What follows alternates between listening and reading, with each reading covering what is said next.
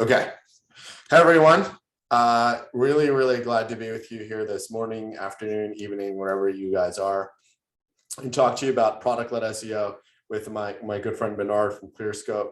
And I'm going to do a quick shout out commercial for something I'm really passionate about, which is if you are in SEO, then you potentially are being underpaid.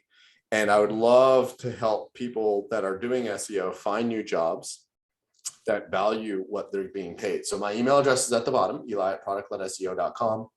Just email me with your LinkedIn profile. I have a list of lots of people looking for new roles and lots of companies that really will value the contribution that SEO makes. This has been my own personal journey in the last few years of, seeing lots of companies, but also working in-house for a number of years, that SEO drives, when I was a SurveyMonkey, it was 2/3 to 3/4 of all revenue that came into SurveyMonkey came from organic. It's a public company. You can see how much revenue that is. And the paid teams were driving a smaller, much smaller amount, but their budgets were massive. So if you're an SEO and you're looking for a new role, I'd love to help you find one, get paid, worthy of the contribution you're making to the company. So please reach out. And of course, if you're hiring, and I'm sorry that I'm messing up your game because I'm telling you that you need to pay a lot more, but if you're hiring, you reach out, and I'm happy to match you to all the people that I know that are really talented and looking for new roles. So with that, let's get started. So I wrote a book called Product-Led SEO. This is my approach to the way I like to think of SEO. This presentation will go about, let's say about another 30 minutes, 25, 30 minutes from now. If you really want to dig into this and learn a lot more about product-led SEO, there's a lot more here in this book. You don't have to read the book. You can go borrow it from someone. Don't really make a lot of money if you buy the book. So borrow it, just don't steal it. That's not cool. But other than that, love for you to read the book and reach out with feedback and questions and thoughts. And, I wrote the book because there wasn't really another book that approached SEO from a holistic standpoint, from a strategic standpoint. All the other SEO books out there really like how to do keyword research, how to optimize your content. And I wanted to write a book like around how SEO should be and or how we should be thinking about SEO as a source of revenue that drives, I think, trillions of dollars for the world. So check out the book and please share feedback. So let's get started. So let's think about how most people think of SEO. So say you're an SEO person and you're tasked with coming up with an SEO strategy. Your boss asks you, your client asks you to come up with an SEO strategy. So what most people are going to do is, say the company sells blue widgets. So what they're going to do is they're going to go to keyword research tool and put the keyword blue widget into the keyword research tool, and it's going to spit out a bunch of things like blue widget price and blue widget cost and blue widgets popularity, all the different things. You're going to take those keywords and you're going to put it on a big list, and you're going to start stemming out the topics and the pieces of content that you want to write. And then you're going to go find someone to write that content for you. So maybe you're a good writer, you're going to write it up yourself. Maybe you're not a great writer and you have a lot of budget, you're going to go find someone on UpWork to go write that content for you. But either way, you're going to take the keywords you found with the assumption that if you write the content for it, you're going to rank and you're going to create the content for those keywords. And then this is the final piece. Not everyone likes to admit to this, but this is absolutely what happens. You go and hire a link builder, and they're going to build guest posts on high domain authority sites. So when I'm making this sound a little dirty, and it doesn't have to be as dirty as I'm making it sound right here, because many people do this in less dirty ways, but that's essentially what they're doing. They may be going to sites that are more authoritative and asking them to link to them. They may be sites that are more authoritative and they're doing guest posts. They're not as dirty as, I'll share an example later what my email looks like, but it doesn't have to really be like that. Really, the SEO process is you write this content and then you go and get links for it. In theory, if this all works, you're going to sit back and you're going to wait for it to work. It's going to drive lots of money. You're going to get a big raise. You're going to get a bonus and all that if this SEO process works. But in all of my years doing SEO, I found just a teeny tiny slight problem with all this is that it doesn't work.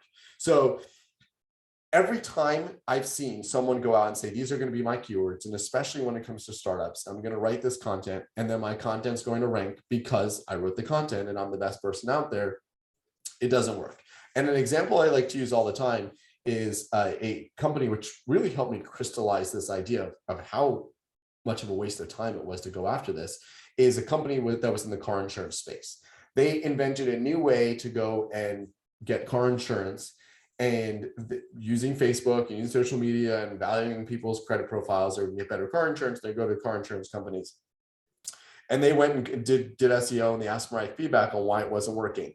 So what they done is exactly this process. They used car insurance, they wrote a bunch of car insurance content, and magically they did not rank because Geico was still number 1, and Progressive still number 2, and State Farm is still number 3, and all these other car insurances are still ranking on Google, and they've been around just as long as Google. And just because this company came out and wrote content about car insurance, and even got some, big media properties to link to them and talk about how they've done amazing car insurance, they're not just going to move the needle just because they've written the content. Even if the content's better, even if the content is higher quality, even if the links are higher quality, this isn't just going to happen because you created this content.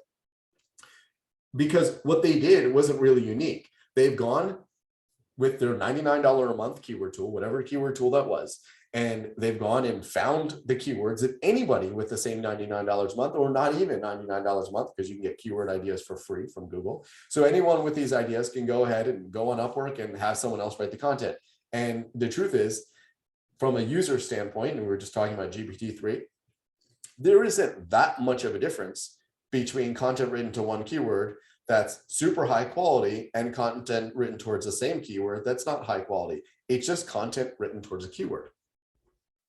And essentially what this company did, and what most people are doing when they're building content like this, they're using the absolute wrong KPIs. The KPI they're using when they're setting up their SEO strategy is rankings, where rankings aren't sales. So in every single instance where I've seen companies use this sort of strategy, the way they're forecasting and the way they're putting their efforts in, they're always starting with, here are my keywords, and I'm going to use these keywords, and I want to rank on these keywords, without really putting in an entire process of, so what happens if I'm successful? What happens if I actually get these keywords into position 1 magically? Let's say this company would have gotten their keywords into position 1 for the keyword car insurance. Are they even prepared to be able to convert those users into car insurance leads? No. So they're really thinking of rankings as their primary KPI, which is why they're going looking at the competitors, who's ranking. They're doing content gap analysis, who's ranking on my keywords, instead of who am I going to sell to, who are my users, and how am I going to go after these users that are looking for me on search. And then when they come up with what they're going to do around SEO, they're really, really using tactics. And tactics, when it comes to SEO, is not a strategy. So I've seen this, over and over, where I ask companies, what are they doing for SEO? And they tell me that they're doing these kinds of things. They're putting keywords in their title tag. They're doing 1,000 words of copy, all these. And I've had companies, tell me that this is what they're doing, and ask if they're missing anything. And for those of you that are SEO consultants or SEO experts, you would look at this list and say, nope, that's about it. That's what you should be doing. You should be getting good internal links. You should be making sure that your content is written towards keywords. That's it. There's no magic sauce there. And the reason that they're not necessarily successful is because they didn't have a strategy. Their tactics were, we're going to do everything around SEO best practices, and we're going to rank on the keywords we've written, and somehow it's magically going to work, but there's no strategy. And to me, it's akin to like an army going to war, and they're just kind of going to shoot in the air, because that's what you do. You shoot in the air, or you shoot directly at targets, but you don't know what you're going after. You don't know what hill you're going after. You don't know what your complete objective is for what you want to do with your efforts. And if you don't have an objective, if you don't have a strategy around SEO, so you'll get your great tactics, maybe you'll get some content ranking, maybe you won't, but you're not going to build a channel, like I mentioned earlier, that's going to drive 2/3 of the entire revenue for a company. And then this is my favorite one when it comes to tactics. So those of you that have been doing SEO for a long time, those of you that have been doing that, a little bit shorter, site speed has always been this topic, and now it's called the core website values. And that page experience, that's always changing. And this is a screenshot from OnCrawl, which I think does a really good job of showing how fast your pages are, which is your pages are too slow.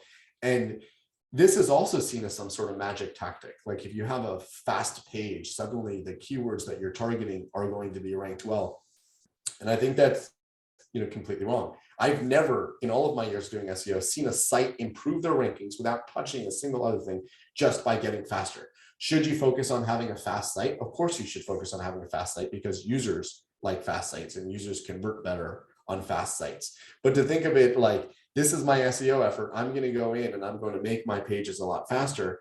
And that is my tactic. And that is how I'm going to win, is, I think, completely misplaced and completely wrong. So when it comes down to it, when you're doing SEO and you're just following tactics and you don't have a strategy, you aren't going to be as successful as you can be. And again, this has been my experience, and I'm sure someone in the chat or would ask a question will tell me that I'm completely wrong here. But when I've seen sites that have a very, very high baseline of traffic, again, they're successful, they have thousands of pages, they are getting millions of users a month. I have very rarely seen any content and technical SEO effort improve traffic by more than 10%. And for those of you that have been doing this a while, maybe hopefully you'll agree with me that when you do a technical audit and you tell them all the best practices that they're missing, and let's say they went through that entire technical audit and fixed everything possible, they may very likely, again, unless there's something completely broken, are very likely not going to move the needle beyond 10%. The same goes with content. If a site already has thousands of pages of content, they've already gone after the keywords, and you come up with 100 new ideas of content for them to go after, again, very unlikely that unless you come up with something magical that didn't exist before. Like if you're focusing on healthcare and suddenly COVID exists and you can start focusing on COVID, yes, that will move the needle. But if you're focusing on healthcare and you just kind of have deeper content around your healthcare, very rarely have I seen traffic increase by more than 10%. And then links, right? So links are another big thing that we consider a tactic. And I mentioned this earlier, this is what my inbox looks like every day. And it's probably because I accept too many LinkedIn requests. And if you're not connected to me on LinkedIn, please do connect with me. But every day I'm getting these emails of selling me high domain authority sites and links on high domain authority sites as if it's some sort of magic sauce that if I get these links, I'm going to move the needle.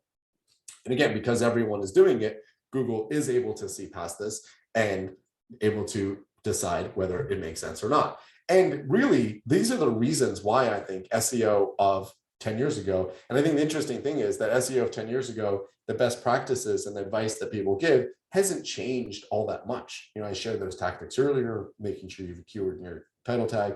That hasn't changed in many, many years, except the world has changed. Google has changed. So you would think that SEO advice should change. And these are some of the reasons, and these logos here are the reasons why I think we have to approach Google differently, and why I think we have to approach SEO differently, and why things are constantly changing.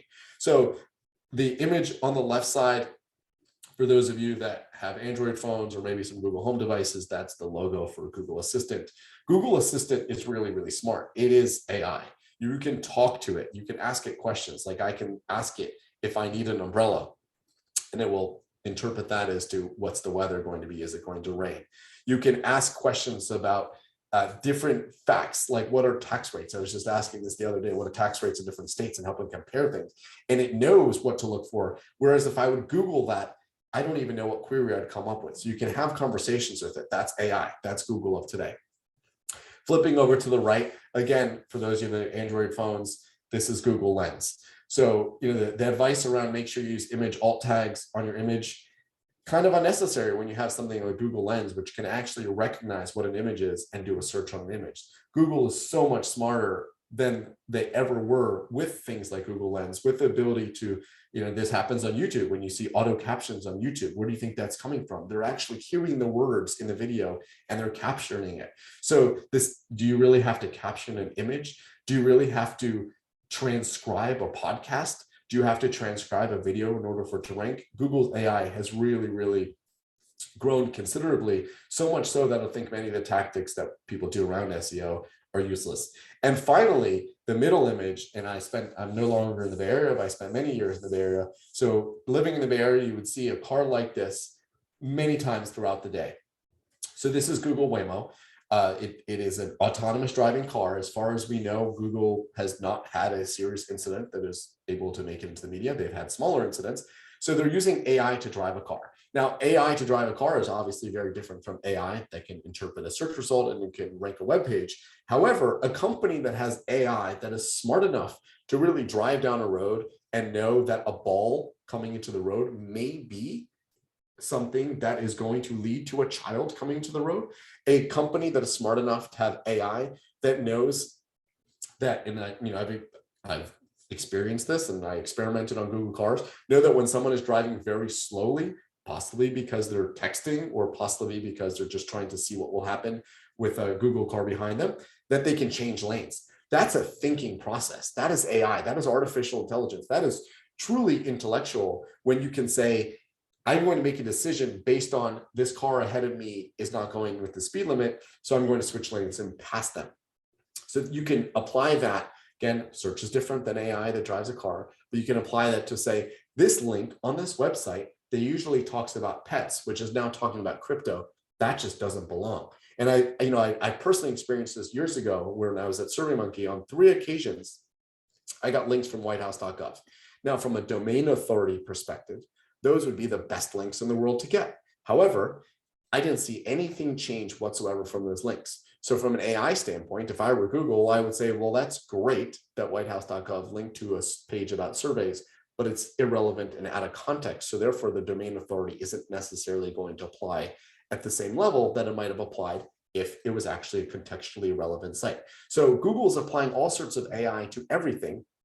So therefore, base tactics around SEO just don't work and can't work like they used to. So now let's introduce the concept of product-led SEO.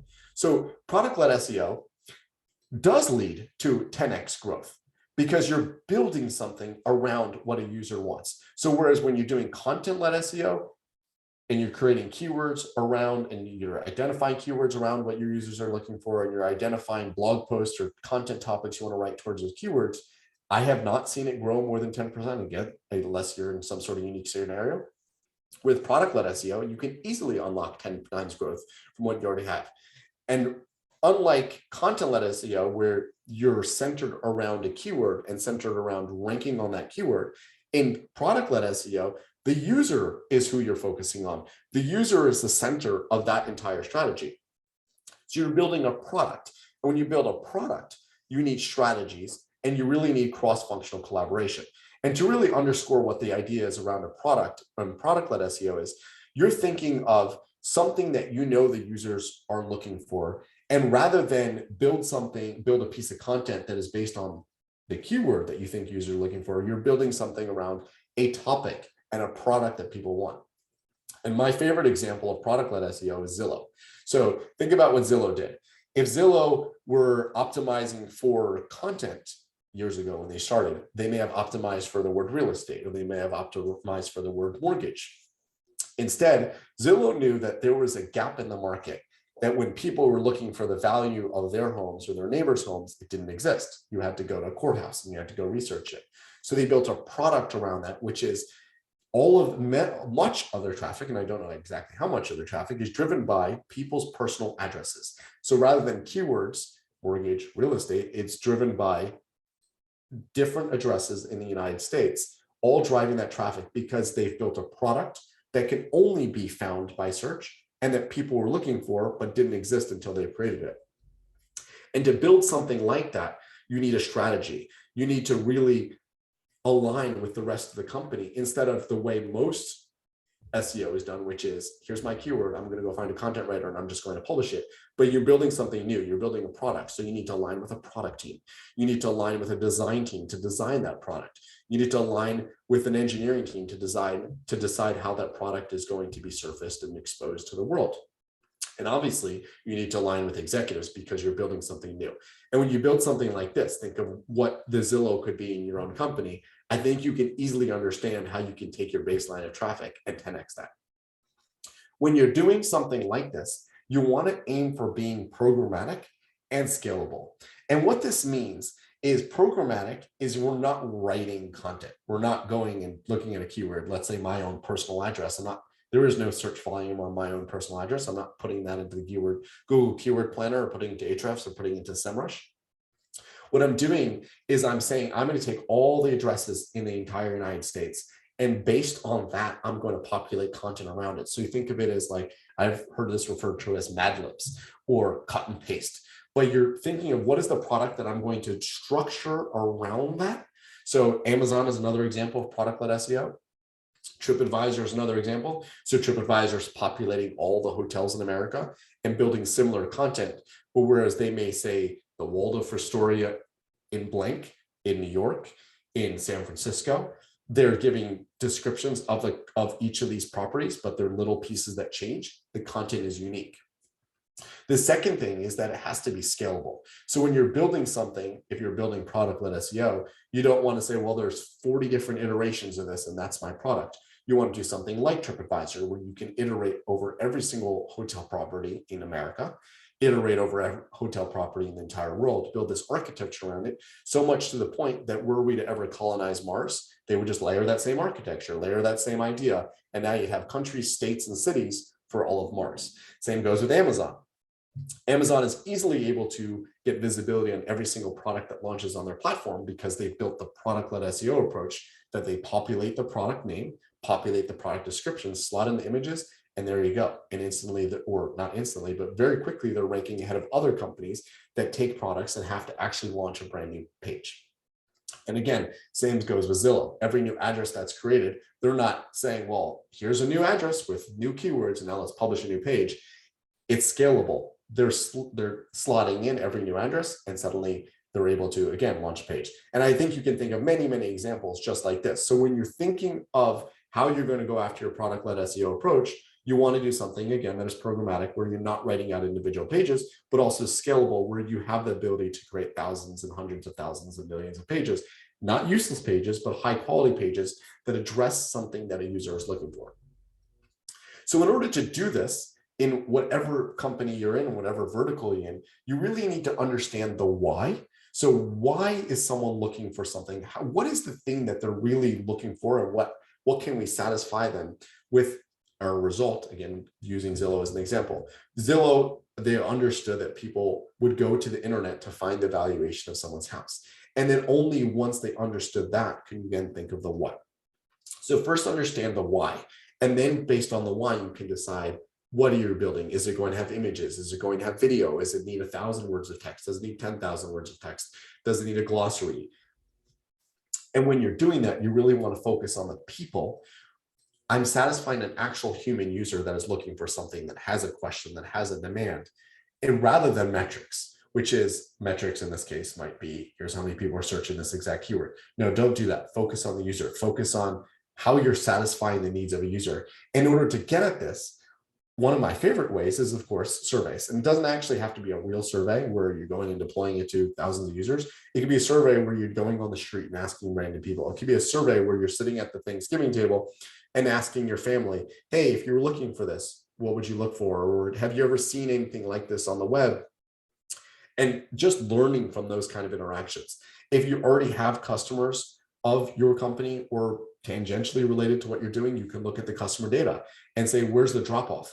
Now, when you're, again, people instead of metrics, when you're focusing on this, it's not about, I need to create this content because there are a number of people searching for it. You want to be thinking, I need to create this content because there's a gap. If I don't have this content, someone might go back to Google and they might now go find a competitor. So you want to satisfy everything around the topic that a user might be looking for in your product. It doesn't matter what the search volume is. If there's a user and that user may eventually convert, make sure you have created it. And lastly, customer support. So if you actually have customer support interactions with your customers, you'll have more information about what people are looking for. It's more qualitative than any of the other metrics, which potentially are quantitative. So you'll know that users want something and they're not able to find it. So maybe they've reached out to customer support. And only once you know that can you start thinking of what are you going to build. So I know from my survey that let's go in the crypto space, which is very hot, and there are a lot of companies that are starting it. In the crypto space, I know that there are a lot of users that are looking to understand if something's worth money. So now I can say, well, do I build a pricing page or do I build a content page? Do I build an image page or do I build a comparison page? So only once you've done that research can you know the kind of asset you're going to build. And again, the traditional approach to SEO is, well, if there's a keyword, let's create content. And content is usually textual content. But again, you want to dig in, you're building content, building an asset, you're building a product around actual users. So once you know that, you know what to build. Of course, you can source ideas from Clearscope. So I love using Clearscope for this. So you can take a topic and a product. In this case, I just put my own book in, and then I get ideas of what other things people are looking for. So this is one example of one book. But if I were to put multiple books into Clearscope, I will start seeing a pattern of something that people are looking for, and that will give me a sense of what sort of product I can now create. Now, once you are nailed down what you're going to be building and what you're going to be creating, start thinking of this from a product process. And I know some of you people, some of the people on this call are on marketing teams, which is a little bit challenging if you want to build a new product. Some of you are consultants and you're working with your clients. But either way, I like to always think of what I'm doing around SEO from a product and prioritization standpoint. So we're making a list of everything we're going to be building, all of our SEO efforts, and then we're going to prioritize based on impact, which is something I don't think enough folks in the SEO industry do, which is they want to recommend something just because it's a best practice and not recommending something based on here's what my expected return is, and this is why I think we should build it. And also an important factor in this is how expensive and how much effort is it for the company to go ahead and fix this. So if it's as simple as writing a blog post, that's not a lot of effort. If it's changing the entire way a page is displayed, changing some sort of script on a page, that might be more expensive. So before I go and recommend this, I want to understand what my expected return is. So think of this like a product. And when you're going into product meetings, and for those of you on product teams, this will be familiar. For those of you on marketing teams, this will be unfamiliar. When you're going to product meetings, it's a lot easier to go and prioritize when you say, these are the things that have fallen off my roadmap because there's not enough returns. This is how I'm valuing it. And it's easier for everyone to go make the argument that they should. And again, even if you're doing traditional SEO, just optimizing title tags, approaching this from a product standpoint, you'll have more buy-in because more folks around the company will understand what you're doing because this is potentially and hopefully the way they do things. But either way, if you're building an actual product, start thinking as a product manager and start aligning and thinking of all the tasks that have to be done and how they ladder into each other, rather than slapping it together and just saying, well, let's just go make a piece of content. Really take those step backs. Take a big step back and build it right and build something that is of value to users, because the more time and more effort you put into this, the more of a competitive moat you'll have around it once it launches. So when you're selling it and when you have your ideas and you're selling anything you're doing internally, and then again, whether you're doing traditional SEO or whether you're doing product-led SEO or just optimizing something, use conversion data. Use dollars, use revenue to sell that internally rather than search volume. Start changing the conversation from here's how many people a month search for this to here's how many users there are that fit into this, and here's what we could potentially convert from these users. Everyone gets more excited by revenue than it is search volume. And when you're forecasting, you want to forecast based on here's how many users this fits into, again, rather than the keyword. So keywords are representative of users. And I find that, whenever I had to do forecasts and I use keywords, I would try to gross it up, say, well, the 1,000 people search this keyword, but obviously there's some sort of long tail. So let's multiply it by 10. So instead of doing that, think of a total addressable market. So think of, well, let's go back to our earlier example of car insurance. Let's say there are 200 million drivers in America. So rather than say there are 10,000 people a month that search this keyword car insurance quotes, I'm sure there's more people, but let's say there's 200 million people, 200 million drivers in America. And then we'll calculate how many people in America shop for new insurance each year. And of those people shopping for new insurance each year, here's how many of them we think we can conservatively get. And based on that, here's how much our revenue is going to be. And here's how we need to position the content and the product we're creating for SEO. That suddenly gets more exciting. Do you need to be perfectly right? What happens if you're wrong and your forecast is wrong? Well, guess what? Products are wrong all the time. But really lean into this idea of I'm building a product for a user that fits this exact scenario, and I want to get a piece of this total addressable market, rather than there's 1,000 people a month that are searching for this. I realistically think I'm going to get at position 3. This is my click curve for this, and this is my conversion. That's equally wrong. And I think the numbers end up being a lot smaller. But when you do a total addressable market and you're forecasting holistically based on all of these users that are going to come from search and a representative of intent, people shopping for new insurance, for example, you'll get a much better number and a much cleaner target. So now, when you think of SEO like this, too often, everyone focuses on non-brand SEO, which is a keyword. So let's say car insurance is my keyword. So focused on non-brand SEO because that's where there's a lot more traffic potentially than the brand, especially when it's a small brand. But if we're focused on revenue and focused on conversion and focused on user types, we shouldn't exclude anything whatsoever from our SEO efforts. So brand is an easy win. So every time I work with large brands, and I've been fortunate to work with large brands that become the verb in their space, I find it shocking that any of their previous SEO efforts never focused on brand. So they allow other people to go after their brand.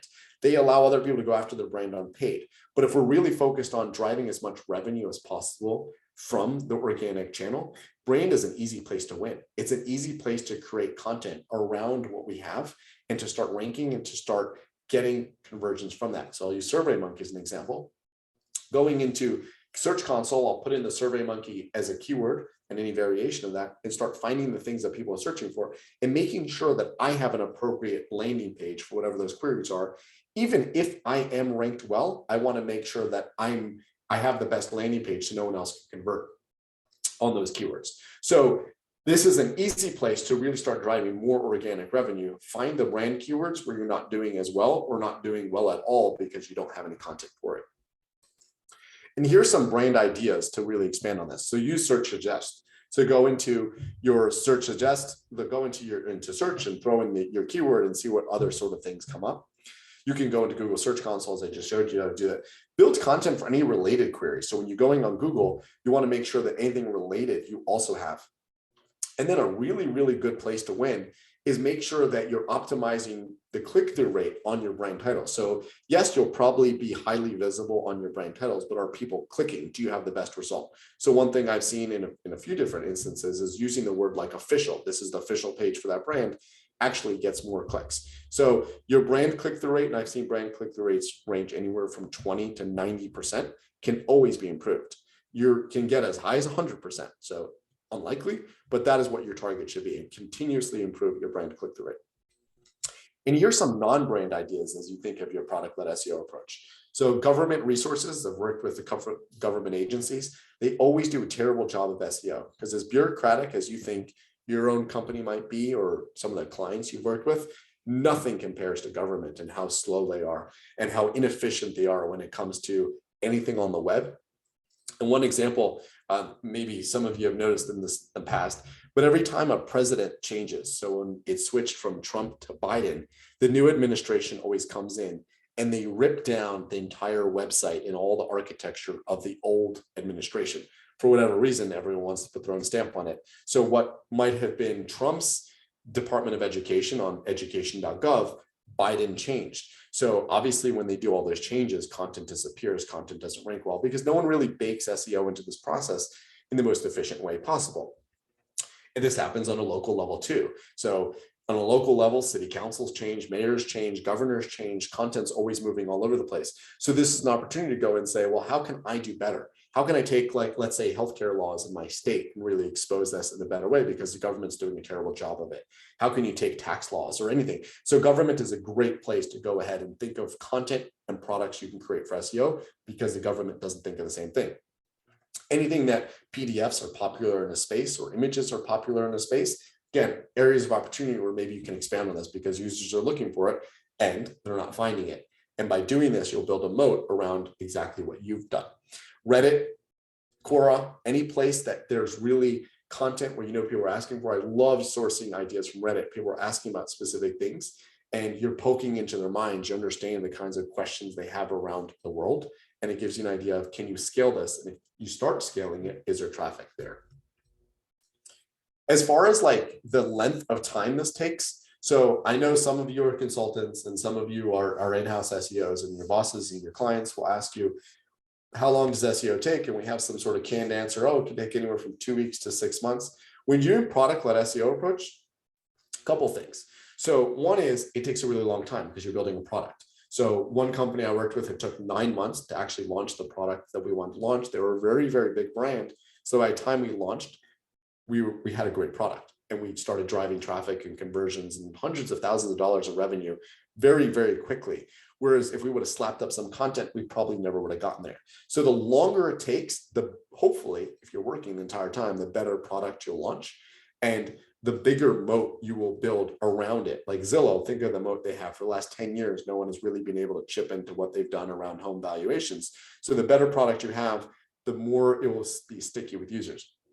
And then the second aspect of this, more of a selfish aspect, for those of you that are consultants, if you're building product-led SEO, they need to keep you around for longer. For those of you that are in-house SEOs, if you're building something for the long haul, you will definitely stave off questions of like, so you've optimized everything. So what exactly are you doing around here? You're building something that, now it's Q1 of 2022, potentially won't launch and drive revenue to Q1 of 2023. So it's a long approach. It's a long-term effort. And when you launch it, hopefully you'll have something you'll be very proud of.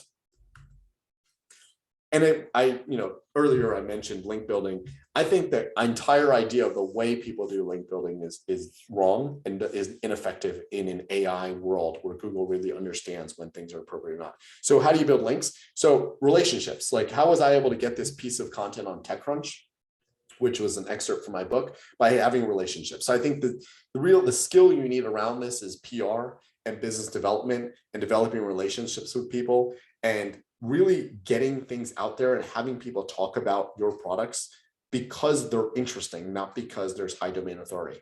Are some of those links, or are some of the times you're not going to even get links at all, and the links you get, will some of them not count? Probably. But if you're going after this effort, if you're building something people want to talk about, you will get visibility, you will get the right links, and Google will know. Versus the other way, I've seen so many instances where the links probably don't do anything and they cost a lot of money. So think about PR. I have a couple PR agencies I love working with, and they've really helped companies not only get visibility on search, but really even more than visibility, they've helped them get visibility in the world. They've helped them get users and make that entire investment worthwhile. So even if they're not number one on the keyword they wanted, they're now getting mentioned in the media in a place people read and people want to buy from. And of course, any of these things, reach out and ask questions, and happy to make introductions to anybody you know. So as far as what do you need to be successful in product-led SEO? So you need an insight into revenue. Mentioned this earlier, revenue is going to be one of the most important metrics. If you don't know how much revenue SEO is driving, then it's going to be hard for you to forecast and include this as a part of your conversation. You're going to need a cloud crawling tool. So I love Screaming Frog, but if we're building something that will potentially have millions of pages, you're going to need a cloud crawling tool. I like OnCrawl, but you can use Deep Crawl and you can use Spotify. It's just the same. You need to have access to Google Search Console, because I find that and Bing Search Console too, I find that Google Analytics, when it comes to true SEO visibility, is lacking in many areas. So we're building search visibility. I'm building, I like to really approach this from an impression standpoint first. I'm launching pages and getting lots of impressions in search. So Google Search Console is the only place you're really going to be able to measure this. You have to, of course, be creative. You can't just say these are the best practices and this is what I'm going to go ahead and do. I, of course, strongly recommend that you use Clearscope, because Clearscope, as Bernard will tell you after this, has AI and is really digging into how search results are ranking and what sort of things people are looking for. So it's a good way of stepping back and using an AI approach to what is already ranking on search. What are the things people are looking for? So Clearscope will give you this great insight into what kind of content you should eventually be scaling, rather than any other Google or other keyword tool will do. And finally, you, of course, need business development skills. So you're going to go ahead and it's not just because I want to go build links that you need business development skills, but a really important reason that you need these skills are because you need to be diplomatic internally to go ahead and get something built. And just to wrap up, a content-led SEO approach does not scale. So if you think about you're going after keywords, let's say you're able to write 10 pieces of content per month. At the end of the year, you only have 120 pieces of content. That is not scalable. Whereas if you do product-led SEO, hopefully at the end of a year, or however long it takes you, 18 months, you'll have 1 million pieces of content. So you think about the traffic that can be driven from those 1 million pieces of content, rather than just if I was only able to launch 120 pieces of content. And I've seen this over and over, even with companies that have large budgets, they can't really physically do more than 30 pieces of content per month, 1 piece of content for every calendar day. When you have product-led SEO, hopefully you're driving revenue and traffic. So really your revenue is key. When you're doing product-led SEO, you're also investing in all aspects. It's not just around content. You want to be tied in to everything around the company. So you have great design, you have great development, and you're not just, well, we're using WordPress and launch a WordPress page, or we're using Webflow, but really build something that is valuable and useful for users. Of course, we're focusing on the user and we're not focusing on any sort of other metric. And lastly, there is no way I can go ahead and in this webinar, go ahead and tell you what will work for your company. No other consultant can go ahead and tell you what will work for your company. You really need to understand, what is it about your space? What is it about, if you're in a startup, what is it about why your company was funded and why people believe in you that was going to work for SEO? There is no best practices when it comes to building product. Product is your core competency. That's what you can be building, and that's the way you should be going after SEO. Lastly, I want to end with this, which is what Toyota did. And for those of you that are, remember the Prius and how popular the Prius was, Toyota went and they took a gas car and made it slightly better, and it was super popular. But as we know, Prius isn't very popular anymore, because what Tesla did is they ripped down the entire concept of what an efficient and environmentally friendly car was, and look at the popularity of them. So don't be a Toyota, don't be a Prius and just sort of improve on a gas-driven car and make an improvement that every other car company was able to make. Rip it all down from the start and say, how do I go after this user? How do I be creative? And look at this car here. It doesn't look like anything else in the market. It doesn't drive like anything else in the market. Do that. Be the Tesla, create the Tesla for your product, create the Tesla for your company, and that's where you'll find the most success. And lastly, this is how you can find me. So reach out, Eli at product-ledseo.com, if I can help you find another job or help you hire anybody. I love just helping out the ecosystem. So you're doing me a favor if I can help you. I do have a mailing list, which you can sign up on my other website, elischwartz.co, and happy to answer any questions here. Later, email me, and of course, add me on LinkedIn and Twitter. Thank you very much for attending.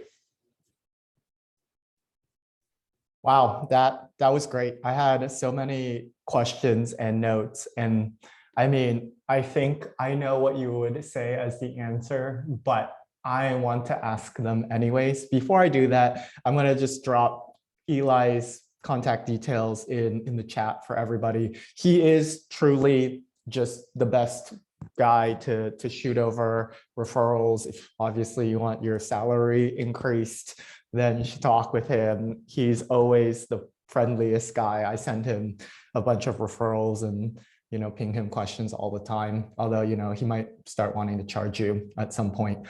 Not my thing. I want to make money from. Yes.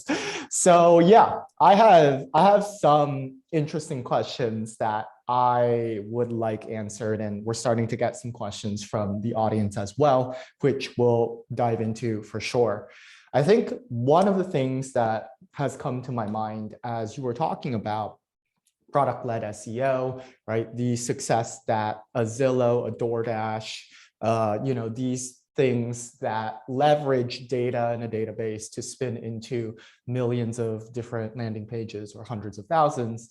I think that makes sense. But is every topic that you might want to go after programmatic and scalable? Absolutely not. So I'd say like probably half the meetings I take are with B2B SaaS companies, and I don't think SEO makes the most sense. And I know I'm going to upset some people here, so I apologize.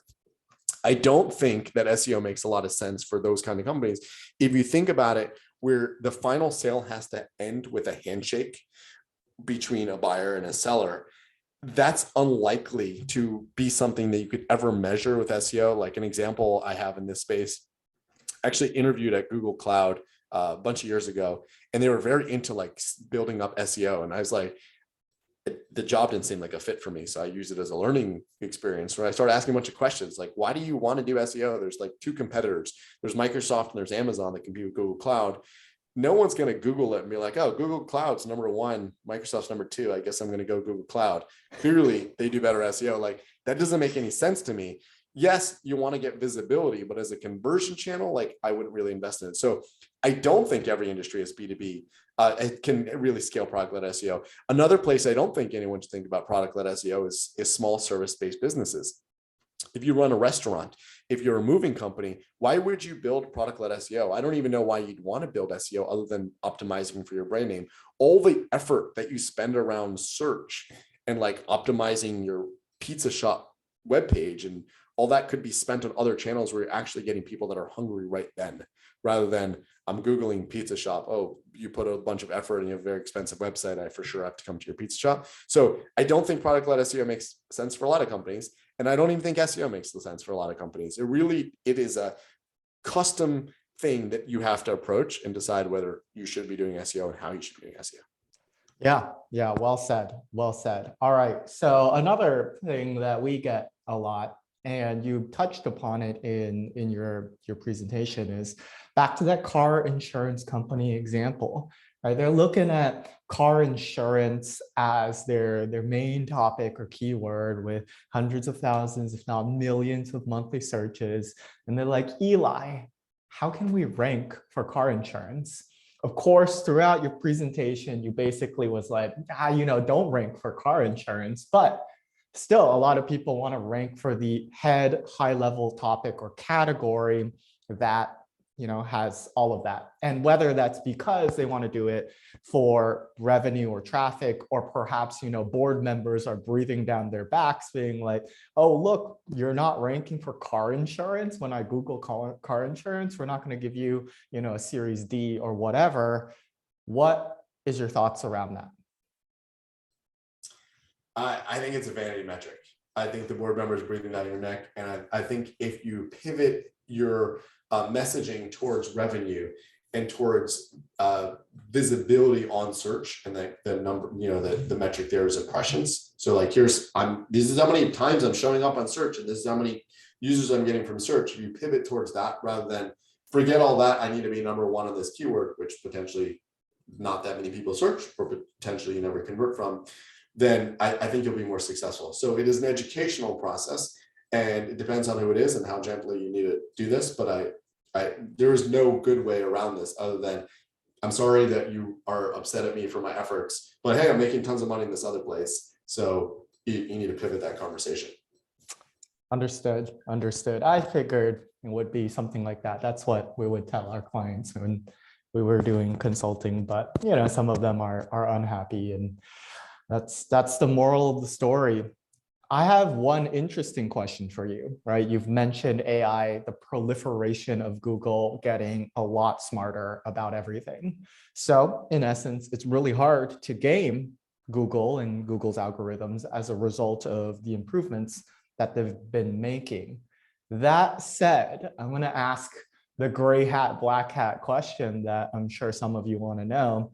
What are some of the more edgier techniques that you've been seeing, if you're open to sharing them, that, it's just interesting to you?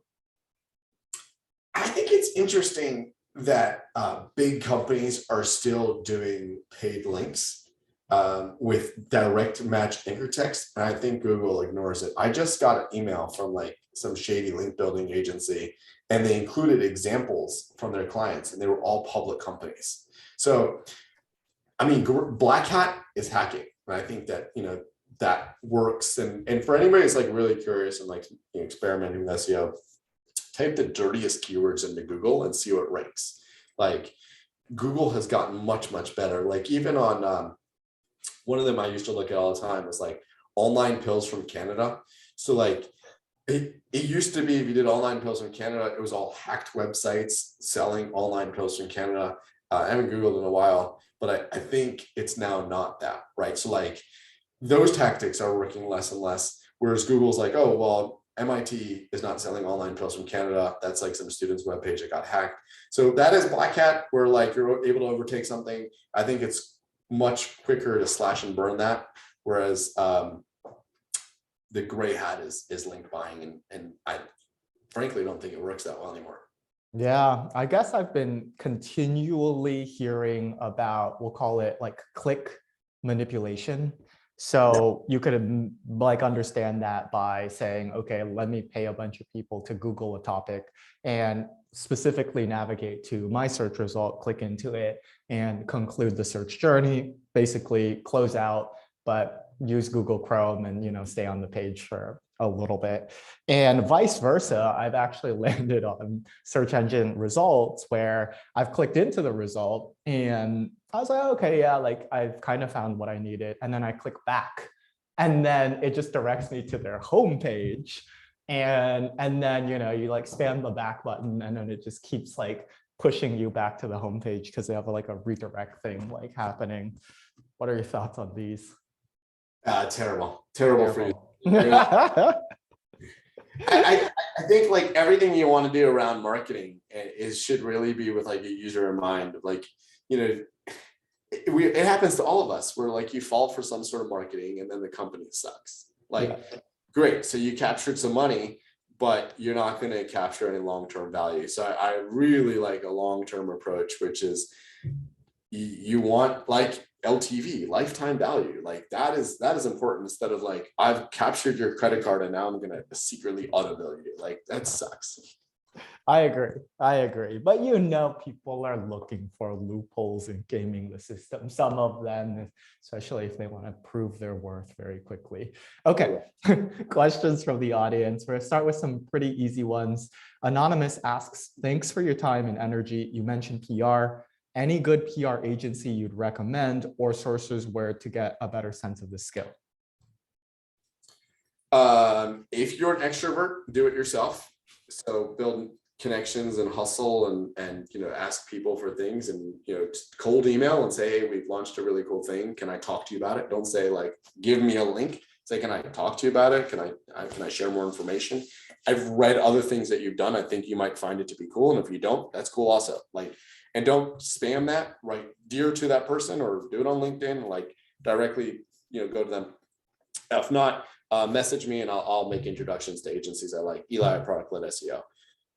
Eli at Product SEO. This is the answer to most questions, by the way. No, I'm kidding. Andrea asks, one of your slides stated that a site with high traffic baseline, content, and technical SEO might give you a 10% lift year over year. What are you considering as a high traffic baseline for purposes of that statement?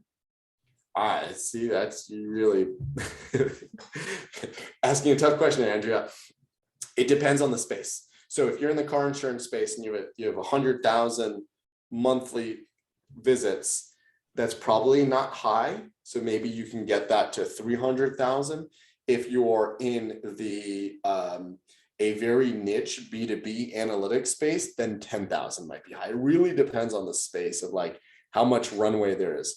And look at your competitors. So let's say you're in the travel space. I just saw a travel space website and they get 9 million visits a month. If you get 100,000 a month, that could be your potential. But if you were at 8 million per month, I don't think technical SEO is going to really help you get to 9 million. So like that's what it depends on the space. Again, like if there's upside, if you're number 1 to 5 on all of the keywords you've tried and all of you have an average ranking, you can look at your average position in Google Search Console and the average position is pretty high.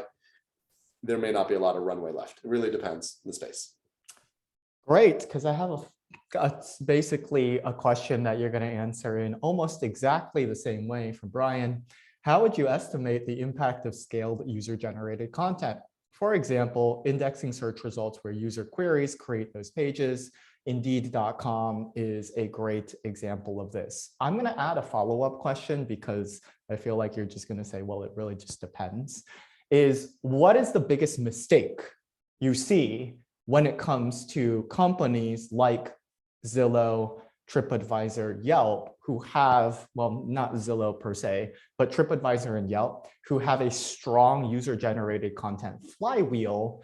And what are the things that you need to be defending against when, right, anybody can be entering anything and having it more or less publish as content to your domain?